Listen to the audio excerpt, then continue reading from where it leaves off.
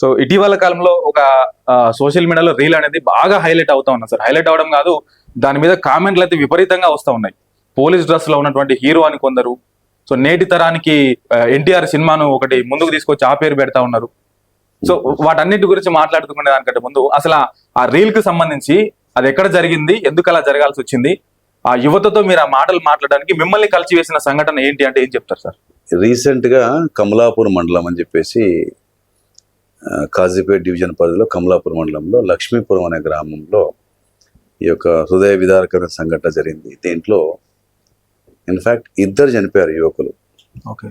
వారి ఫ్రెండ్ ఒక అతను చనిపోతే అతని అంత్యక్రియలకని వెళ్ళి అక్కడ అంత్యక్రియల తదుపరి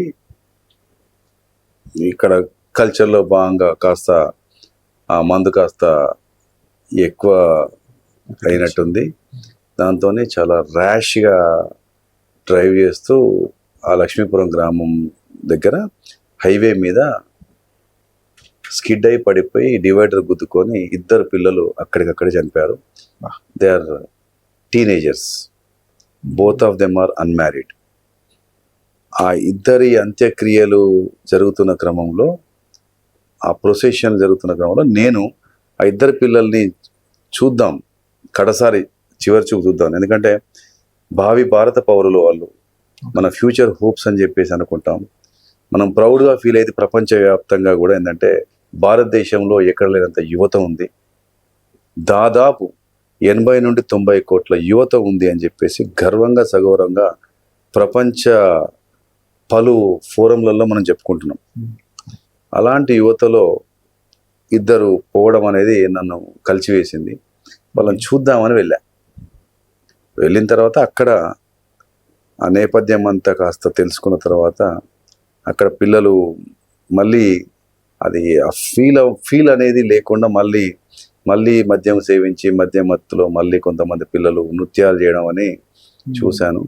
చూసిన తర్వాత నాకు ఎక్కడ లేని ఆవేశం, ఆక్రోశం, ఆవేదన అన్నీ పెళ్ళుబుక్కాయి.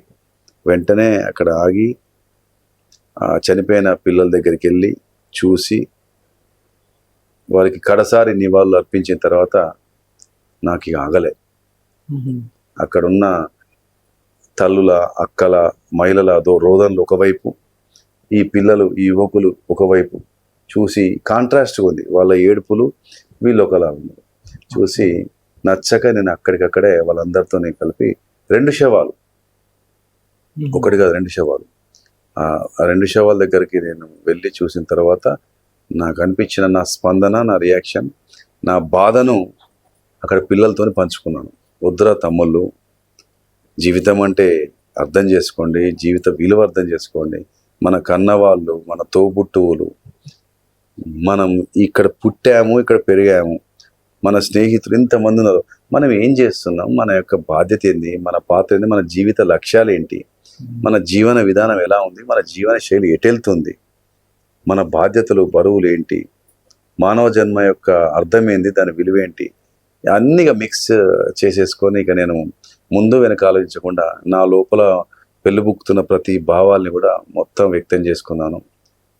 వాళ్ళందరూ బయట మహిళలు ఏడుస్తున్నారు బయటికి, నేను లోపల ఏడుస్తున్నా, తట్టుకోలేకపోయినా. అన్యాయం నిష్కారణంగా, ఒక అర్ధరహితంగా, తొందరపాటు ఈ పిచ్చి అలవాట్లతోనే నాశనం చేసుకున్నాను యొక్క భావంతోనే నేను రియాక్ట్ కాలేకుండా ఉండలేకపోయినా. That was my expression which was true indeed. నిజంగా లక్షల మందిని కలిసి వేసింది సార్ ఆ సంఘటన అయితే. ఎస్, చాలా బాధాకరం. ఎస్.